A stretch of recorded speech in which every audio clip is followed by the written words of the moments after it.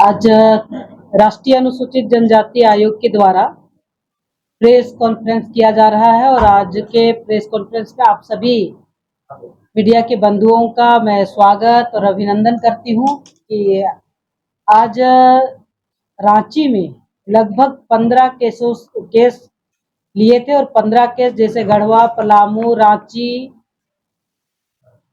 आपका बोकारो, जामताड़ा, हजारीबाग, ऐसे करके तमाम एरिया का केस आज हमने लिया था और विशेष रूप से 2 केस प्रमुख थे जिसको हमने बहुत गंभीरता से लिया है।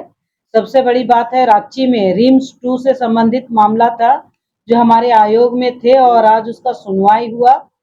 लगभग 222 एकड़ भूमि है। इन तमाम भूमि पर हमने सुनवाई किया है और सुनवाई के दरमियान कितने वहां के रैयत है और जिनका जमीन वहां गया है, ऐसे लोगों का जो अधिग्रहण किया गया है, ऐसे लोगों का पूरा रिपोर्ट हमने मांगा है। जमीन से संबंधित वो रिपोर्ट हमें मिल गया है, लेकिन उन रैयतों को जिनका जमीन को अधिग्रहण किया गया है, ऐसे कितने लोगों को उसमें मुआवजा मिला और मुआवजा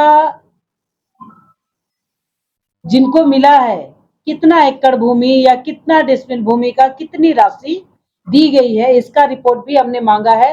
अभी ऐसे जो अधिग्रहण किया है और मुआवजा की बात है वो अभी तक दिया हुआ नहीं है। इसका रिपोर्ट के लिए हमने उनको समय दिया है। आज जिला प्रशासन और रेवेन्यू डिपार्टमेंट, राज्य सरकार सभी आए थे और स्पेशल रूप से हमने इनको बैठक भी किया और विशेष रूप से जो हमारा पिटिशनर है उनका पूरा टीम भी यहाँ आए थे। हमने इतना कहा है कि जब तक आयोग में सुनवाई चल रही है और जो दस्तावेज आयोग ने डिमांड किया है, मांगा है सुनवाई के समय, उस समय अगर इस दस्तावेज को पूरा नहीं दिया जाता है, तब तक और आयोग में जब तक सुनवाई हो रही है तब तक किसी तरह का कोई निर्माण कार्य ना करे, क्योंकि आयोग चाहती है कि रिम्स बने, लेकिन रैयत का उपजाऊ भूमि में नहीं, जहां वेकेंट लैंड है, परती भूमि है, ऐसे जगह पर बने। और साथ ही साथ सिर्फ रांची ही नहीं, रांची में ऑलरेडी रिम्स है।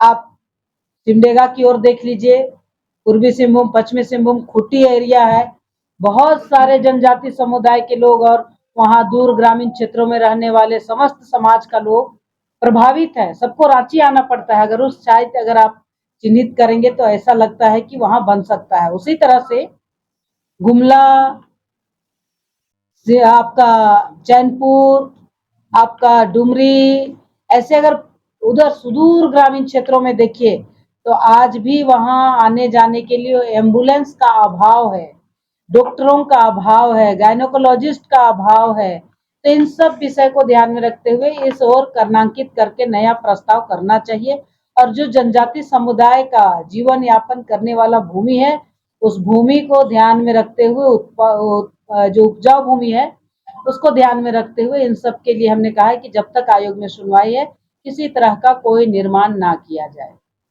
दूसरा हमारा मामला था बोकारो का। बोकारो में जो एरिया है बैतकारो का, बैतकारो में पिछले सीसीएल के द्वारा और वन विभाग और डिस्ट्रिक्ट के द्वारा लाखों पेड़ काटे गए और बिना ग्राम सभा का पेड़ काटा गया, ऐसा विषय सामने आया था। आज हमने बैठक किए हैं। ग्राम सभा का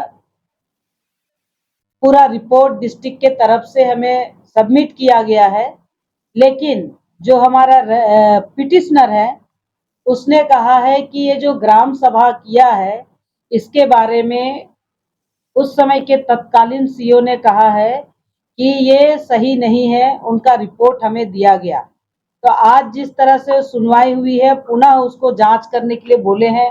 उस समय का तत्कालीन सीओ किस अवस्था में बोले हैं और ये जो मुखिया का या ग्राम प्रधान का या कुछ लोगों का वहाँ विरोध था, किस आधार पर हुआ और किस आधार पर ये ग्राम सभा करके पारित किया गया है। जो पेड़ लाखों में काटा गया है उनको पुनः स्थापित करने के लिए भी बोला गया है और इनका पूरा जब तक जांच नहीं हो जाता है वहां किसी तरह का खनन नहीं किया जाए। पूरा रिपोर्ट आएगा, ग्राम सभा हो तभी ये काम हो सकते हैं। बाकी जो रांची में जमीन से संबंधित मामला थे, कई सक्सेस हुए, उनका दखल दिहानी का टाइम भी दिया गया है। कई लोगों का मामले पर FIR हुआ है PO एक्ट लगा करके, और कई लोगों का जो है वो SAR कोर्ट के माध्यम से जमीन वापसी का मामला सामने आया है। और वो अधिकारी जिसने किसी किसी का जमीन को, जो बकास भूयरी जमीन है, बकास पहनाई भूमि है, बकास मुंडाई भूमि है, इन सब भूमि को कहीं ना कहीं रजिस्ट्री कर दिया गया है। तो उस समय जो रजिस्ट्री किए है, उस अधिकारी पर कार्रवाई करने के लिए आयोग ने कहा है।